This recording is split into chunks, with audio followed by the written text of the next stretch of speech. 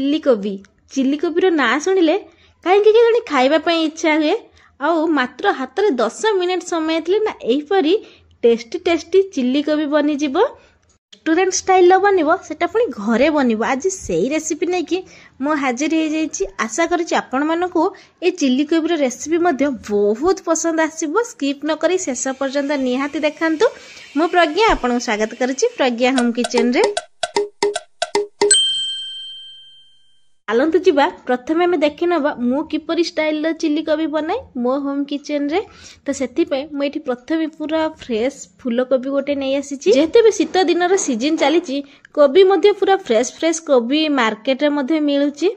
आ निहाती थरे थरे ए ठंडा दिन रे एपरि चिल्ली कोबी रेसिपी बनांतु खाया पे बहुत टेस्टी हेथाय। कोबी तो मु नहीं आसिली एबे से कोबी को मु काटी नेबी आमे चिल्ली को बनैबा। सेति पई मु प्रथमे कोबीटी को छोट छोट करी काटी नेछि। जेते को फूल कोबी रो ए फूलडा टिके बड़ थला सेति पई मु ताको 4 खंड करी काटी नेछि। आ एठी देखि परथिबे मु कोमती स्टाइल काटिछि। एई टाइप रो रहइबा बेसी छोट नुह कि बेसी बड़ भी रहइबनी बस एई टाइप रो रहइबो। एई टाइप रो रहिले खाया पई टिके टेस्टी लागिबो।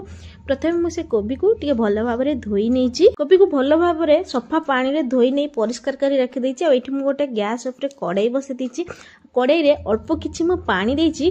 प्रथमे से कोबीटी को आमे टिके भलो भाबरे सिझे नबा।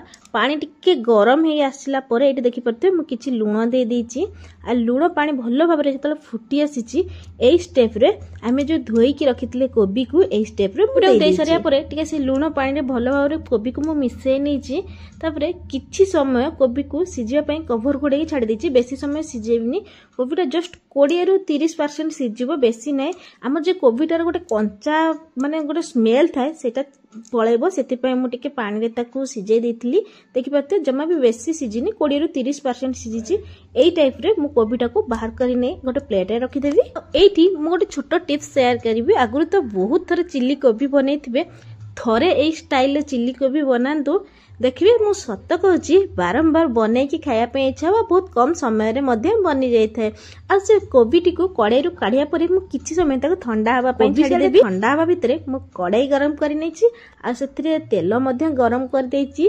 जेते हमें बेटर को गोळेया भितर हमर तेल मध्ये याडे गरम हे जैथिबो। तो सेति पे मु एठी प्रथमे किछि आरारूट पाउडर देथिली। आ तापरे तार अधा मु एठी देथिली मैदा माने आरारूट पाउडर टिके अधिक देथिली आ मैदा अल्प देथिली। से सब को देला परे किछि गुंड मसला मु ऐड करछि जेमति रहिछि हळदी गुंड लंका गुंड एठी रहिछि जीरा गुंड तापरे रहिछि एटा किछि रखिछि मु कलर जे कोबी रे कलर टा देला परे देखिया पे टिके भलो लागिवो पकोडाटा। तापरे किछि अदा रसुण पेस्ट देथिली। से सब को देकी भलो भाबरे मिसै नेथिली। मु एठी लूण मध्ये देइछि।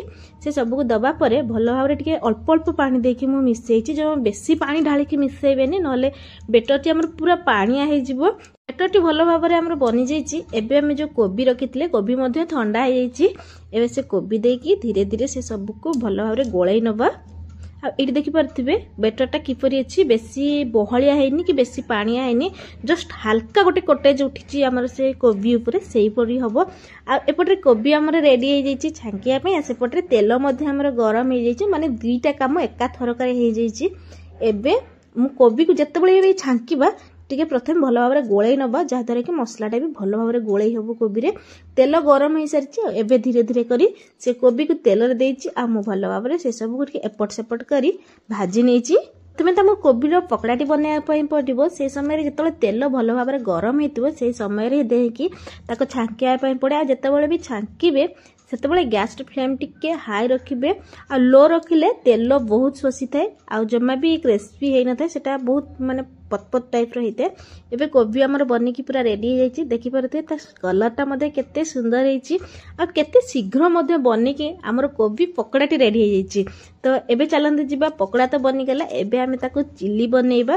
तो सेति पई मु एठी प्रथमे किछि परिबा नै आछि। आ ताको टिके भलो भाबरे सफा पानी रे धोई नै चिल्ली बनेया पई मु एठी बेसी किछि परिबा यूज करनी। बस गोटे कैप्सिकम रखिछि गाजर रखिछि आ किछि प्याज मध्ये मु एठी रखितली। प्रथमे मु कैप्सिकम को काटी नेबी। जेति कैप्सिकम हमर बहुत शीघ्र सिझी जाय थाए सेति पई कैप्सिकम को मु टिके बड़ बड़ पीस रे रखिछि। और ये कम क्वांटिटी बनैबी से गोटे दुईटा परिबा एमती देछि आपण जेतिकी क्वांटिटी बनैया पई चाहिए से अनुसार परिबा ऐड करि परिबे। मो कैप्सिकम को काटी नै सारा पर एठु गाजर को मध्य मु एई भली गोल गोल शेप रे काटी छै जम्मा भी बेसी मोटा कि पूरा पतला करके काटिनी बस मीडियम साइज रो मु काटी छि। एठी मु सब परिया को काटी नै छि।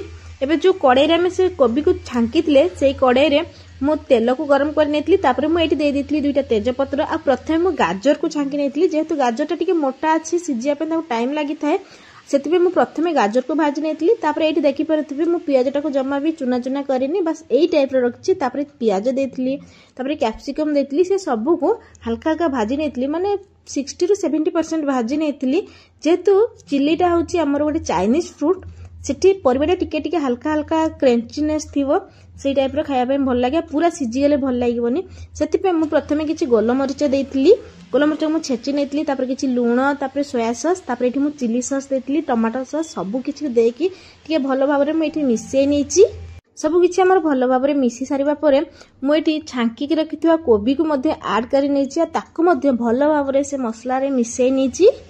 कोबी को एठी टिके भल भाबरे भाजी नै सारिया परे मु एठी अल्प किछि पानी ऐड करितली माने 4 रु 5 चमच पानी ऐड करितले ताको मध्ये भल भाबरे मु एठी मिसै नेछि। एठी देखि परथिबे हमर चिल्ली कोबी टी केते सुंदर देखा जाउची पूरा जूसी टाइप रो देखा जाउची जम्मा भी पानिया हैनी जम्मा भी सुखिला हैनी।